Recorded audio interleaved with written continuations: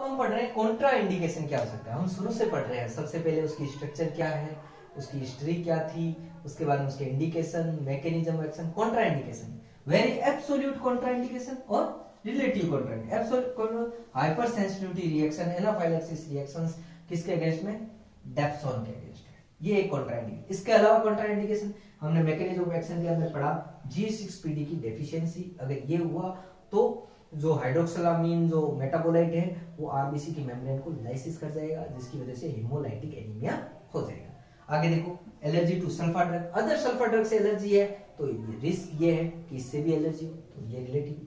Severe liver disease, क्यों liver disease, क्यों liver के अंदर मेटाबॉलिज्म होता है। सीवियर किडनी डिजीज, क्यों किडनी डिजीज, क्यों किडनी से एलिमिनेशन होता है। इसके अलावा peripheral neuropathy and significant cardiopulmonary disease है तो भी हमें डेप्सोन को अवॉइड करना चाहिए। ये जनरल बातें हैं। अब हम पढ़ेंगे डेप्सोन देने की टॉक्सिसिटी या एडवर्स ड्रग रिएक्शन डेप्सोन के क्या हो सकते हैं।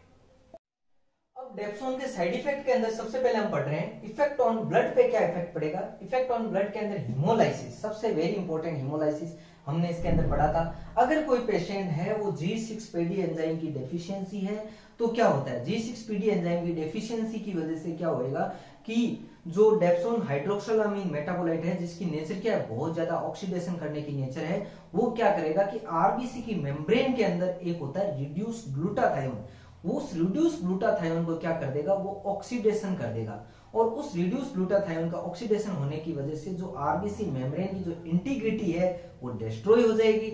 आरबीसी मेम्ब्रेन की इंटीग्रिटी डिस्ट्रॉय होने की वजह से हेमोलाइसिस हो जाएगा। ये ग्लूटाथायोन का काम क्या होता है, ग्लूटाथायोन का काम होता है मेंटेन द आरबीसी मेम्ब्रेन की इंटीग्रिटी।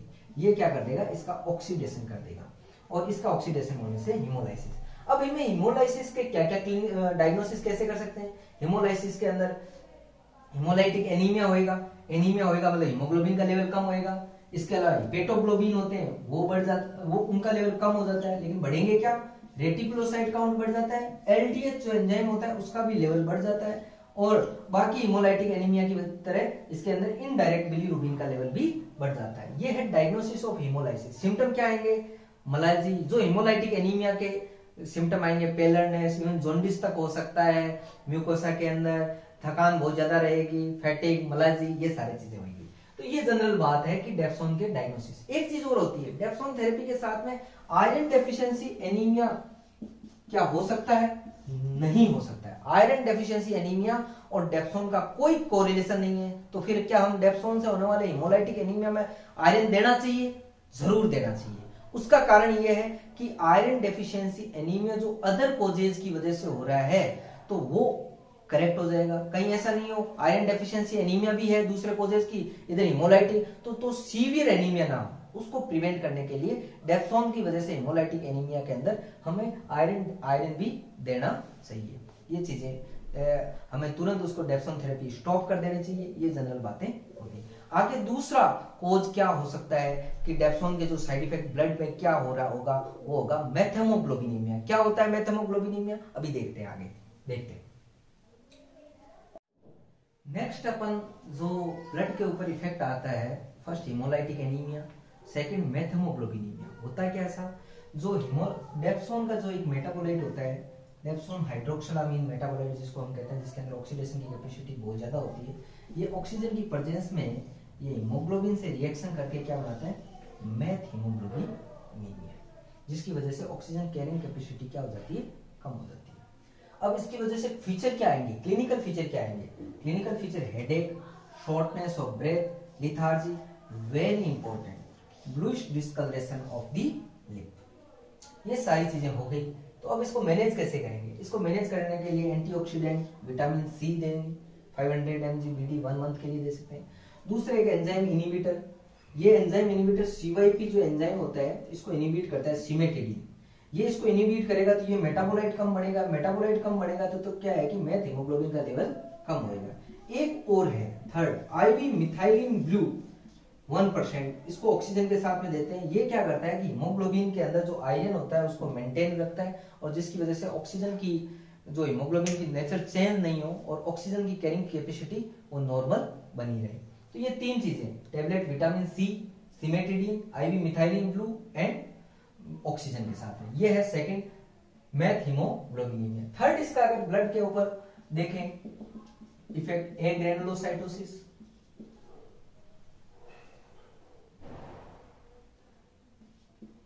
साइटोसिस, फोर्थ है थ्रोम्बोसाइटोपिनिया, ये 3-4 इसके अंदर थ्रोम्बोसाइटोपिनिया,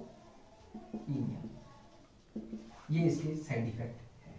किसके ऊपर? ब्लड के ऊपर। बाकी चीजें क्या होती है वो देखते हैं। ब्लड के ऊपर इफेक्ट के बाद में हम देखते हैं इफेक्ट ऑन स्किन। स्किन के ऊपर अगर इफेक्ट की बात करें तो वेरी इंपॉर्टेंट एक अपन कहते हैं डेप्सॉन सिंड्रोम, या इसको दूसरा नाम हम दे सकते हैं dress, drug reaction with eosinophilia systemic symptom, dress. अब बात करते हैं कि क्या होता है साहब। हमने देखा है कि ये हाई डोजेज ऑफ डेप्सॉन से साथ में एसोसिएटेड।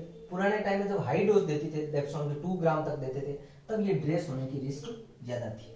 ड्रेस क्या है कि थेरेपी के स्टार्ट होने के 4 to 6 वीक के बाद में होता है ड्रेस। अब ड्रेस के अंदर क्या क्या होएगा, ड्रेस के अंदर क्या क्या फीचर आ सकता है? फीवर आ सकता है, दूसरे अलावा morbilliform rash, fever rash greater than 50% of extent. Third है लिवर एंजाइम, किडनी एंजाइम बढ़ सकते हैं, kidney function test, liver enzyme बढ़ सकते हैं, किडनी फंक्शन टेस्ट डिटोरिएट हो सकता है। थर्ड है फोर्थ एटिपिकल लिम्फोसाइट, पीबीएफ के अंदर एटिपिकल लिम्फोसाइट, इओसिनोफिल काउंट, नाम से ही पता है इओसिनोफिल काउंट बढ़ जाता है। चौथा इओसिनोफिल काउंट, इसके अलावा लिम्फेडिनोपैथी, ये सारी चीजें हो सकती है ड्रेस के अंदर। ये ड्रेस के अंदर अब क्या करना चाहिए साहब? ये चीजें हैं, ड्रेस डेवलप हो गया। फर्स्ट विड्रॉल द ड्रग बिल्कुल स्टॉप कर दो, विड्रॉल ड्रग। और क्या करें? सेकेंड ट्रीटमेंट आप सभी जानते हो, स्टीरॉयड थेरेपी। तो ये ड्रेस के, तो फर्स्ट स्कीम के ऊपर वेरी इंपॉर्टेंट ड्रेस थेरेपी या डीडीएस सिंड्रोम कहते हैं। दूसरा डेप्सॉन से फिक्स्ड ड्रग इरेप्शन, एफडीई भी हो सकता है, फिक्स्ड ड्रग इरेप्शन। ये थे इफेक्ट स्किन के ऊपर। आगे देखते हैं।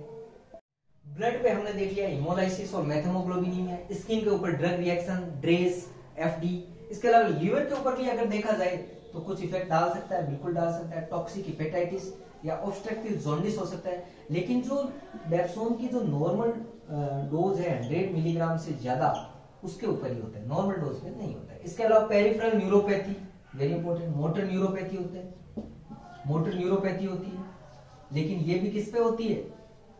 हाई डोजेज के ऊपर। और कुछ study suggest, dapsone therapy study में देखा गया है कुछ पेशेंट जो डेप्सोन ले रहे हैं उनके अंदर साइकोसिस की भी फीचर दिखाई दिए, इरिटेबिलिटी हो सकती है, patient not oriented with time place person, ये थोड़े से दिखाई दिए, साइकोसिस के सिम्टम भी। तो ये रेयर साइड इफेक्ट है, वेरी इंपॉर्टेंट साइड इफेक्ट है ब्लड के ऊपर, स्किन के ऊपर, लीवर और पेरिफेरल न्यूरोपैथी और साइकोसिस। अब हम आगे देखेंगे कि डेप्सोन थेरेपी प्रेगनेंसी पे क्या इफेक्ट है डेप्सोन का, लैक्टेशन पे क्या इफेक्ट है, चिल्ड्रंस पे क्या इफेक्ट है, वेरी इंपॉर्टेंट। हम अब डेप्सोन के अंदर देखेंगे प्रेगनेंसी पे क्या इफेक्ट आता है। प्रेगनेंसी कैटेगरी सी ड्रग है, मतलब डेप्सोन हम दे सकते हैं, लेकिन देने से लिए दो चीजें हमें ध्यान रखनी है। देने के लिए दो चीजें ये ध्यान रखनी है, हमेशा फोलिक एसिड 5 mg टेबलेट के साथ देना है। दूसरा, अगर हमने इसको थर्ड ट्राइमेस्टर में दिया, कुछ चीजें हमने को ध्यान देनी है। थर्ड ट्राइमेस्टर में हमने डेप्सोन थेरेपी स्टार्ट कर दी, उसके बाद में ये क्या होता है, डेप्सोन ब्रेस्ट मिल्क के साथ में सीक्रेट होता है, ब्रेस्ट मिल्क के साथ में, और ब्रेस्ट मिल्क के साथ में सीक्रेट हुआ नियोनेट ने, ऐसा नियोनेट जिसके अंदर G6PD की डेफिशिएंसी है, उसके अंदर उसने उस ब्रेस्ट मिल्क को पिया जिसके अंदर क्या है, डेप्सोन है, तो उसके अंदर हिमोलाइसिस होने की रिस्क बहुत ज्यादा है। तो ये चीज थर्ड ट्राइमेस्टर में देने के बाद में ये चीज अपने को विशेष रूप से ध्यान रखना है। डेप्सोन चल रहा है, बच्चा जन्मा, G6PD का टेस्ट करा लेना चाहिए, तो ये जनरल बात है। अब लैक्टेशन की बात करें, अभी मैंने बताया secretion in the breast milk के अंदर आराम सीक्रेट होता है, तो हिमोलाइसिस की रिस्क होती है किसके अंदर, जिसके अंदर G6PD की डेफिशिएंसी। वो क्या होती है, सारी मैकेनिज्म हम पढ़ चुके हैं। चिल्ड्रन के अंदर डेप्सोन बहुत ही सेफली दे सकते हैं। कितना दे सकते हैं? 1 to 2 मिलीग्राम पर केजी बॉडी वेट के हिसाब से दे सकते हैं। इसके अलावा अगर कहीं टॉक्सिसिटी हो गई तो चिल्ड्रन के अंदर डेप्सोन की टॉक्सिसिटी, तो एक्टिवेटेड चारकोल यूज कर सकते हैं। एक्टिवेटेड चारकोल यूज कर सकते हैं। तो ये सारी बातें, डेप्सोन वेरी इंपॉर्टेंट ड्रग है साहब। लेप्रोसी के अंदर बहुत इंपॉर्टेंट ड्रग है। शुरुआत लेप्रोसी का ट्रीटमेंट डेप्सोन से ही हुआ था, ठीक है, लेकिन उसके रिलैप्स रेट बहुत ज्यादा आने लग गए, तो उस वजह से मल्टी ड्रग थेरेपी शुरू की गई थी। लेकिन मल्टी ड्रग थेरेपी के अंदर भी डेप्सोन वेरी इंपॉर्टेंट ड्रग है। इसके अलावा डेप्सोन एक मैजिकल ड्रग है। केवल ये लेप्रोसी को ट्रीट नहीं करती, लेप्रोसी के अलावा other dermatological indication very important, dermatitis herpetiformis, leprosy and dermatitis herpetiformis के अंदर ये FDA अप्रूव्ड है। इसके अलावा और बहुत सारे इंडिकेशन डेप्सोन के हमने पढ़े हैं। हमने डेप्सोन के अंदर बहुत सारे उसके कॉन्ट्रा इंडिकेशन क्या है, एडवर्स रिएक्शन, हीमोलाइसिस का बहुत ध्यान रखना है। डेप्सोन थेरेपी शुरू करने से पहले G6PD एंजाइम का टेस्ट करा लेना चाहिए, ये एक जनरल बात है। इसके साथ में हम आगे के वीडियोस के अंदर डेप्सोन के अलावा क्लोफाजेमिन और दवाइयां पढ़ेंगे। Thank you very much.